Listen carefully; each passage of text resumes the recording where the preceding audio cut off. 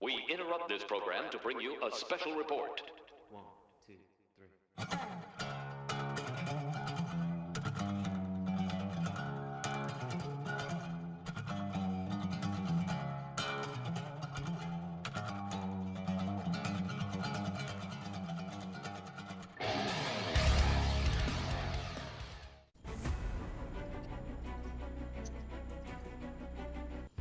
This is the Mormon Informant, deep in the catacombs of the Mormon Church, bringing information regarding this Luciferian organization.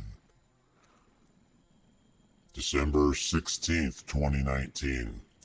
The Mormon Church has misled members on $100 billion tax-exempt investment fund, whistleblower alleges. A former investment manager alleges in a whistleblower complaint to the Internal Revenue Service that the Church of Jesus Christ of Latter-day Saints has amassed about $100 billion in accounts intended for charitable purposes, according to a copy of the complaint obtained by the Washington Post.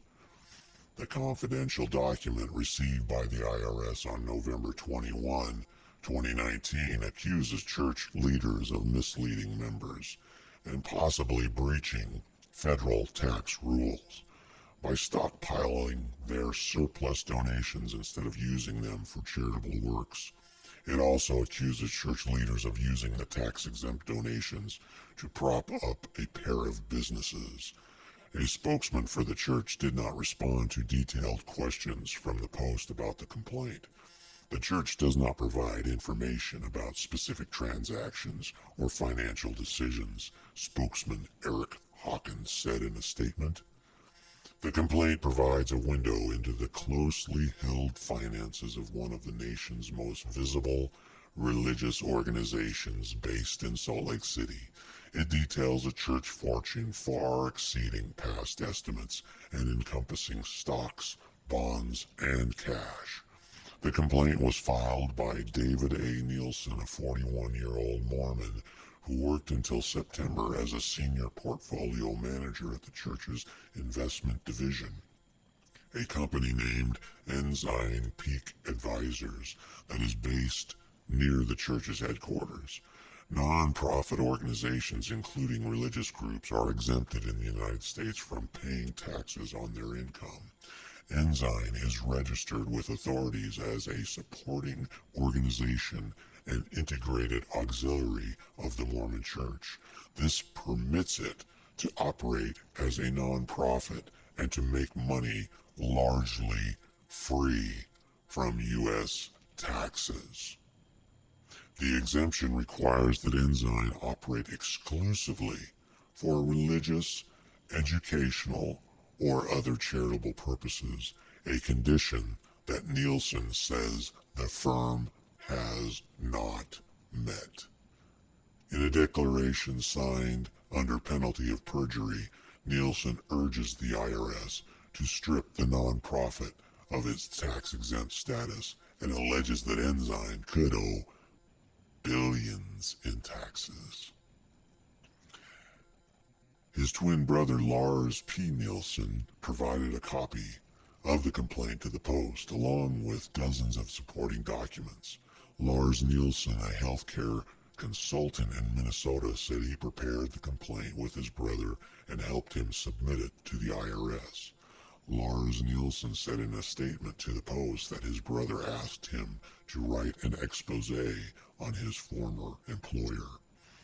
Having seen tens of billions in contributions and scores more in investment returns come in, and having seen nothing except 2 unlawful distributions to for-profit concerns go out, he was dejected beyond words, and so was I, Lars Nielsen wrote. He said he was coming forward without his brother's approval because he believed the information was too important to remain confidential. I know that sometimes newspapers use anonymous sources, he said, but that is usually not best for a story. In remarks last year, a high-ranking cleric in the church, Bishop Gerald Casey said it pays taxes on any income it derives from revenue-producing activities that are regularly carried on and are not substantially related to its tax-exempt purposes. The church typically collects about $7 billion each year in contributions from members, according to the complaint. Mormons, like members of some other faith groups, are asked to contribute 10% of their income to the church, a practice known as tithing. While about $6 billion of that income is used to cover annual operating costs, the remaining $1 billion or so transferred to Ensign, which plows some into an investment portfolio to generate returns, according to the complaint. Based on internal accounting documents from February 2018, the complaint estimates the portfolio has grown in value from $12 billion in 1997, when Ensign was formed, to about $100 billion today. The church also owns real estate worth billions of dollars, according to the complaint, which focuses on surplus tithing money and says that the church may have additional holdings not managed by Ensign. While accumulating this wealth, Ensign has not directly funded any religious, educational, or charitable activities in 22 years, the complaint said. No documents are provided to support this claim, which is attributed to information David Nielsen gleaned from working at the company. Philip Hackney, a former IRS official who teaches tax law at the University of Pittsburgh, said the complaint raised a legitimate concern about whether the church and their investment arm deserve the tax-exempt status. If you have a charity that simply amasses a war chest after year after year, and does not spend any money for charity purposes, that does not meet the requirements of this tax law, Hackney said in an interview. Hackney, who served in the IRS Chief Counsel's office, has been retained by the Post to analyze the whistleblower documents.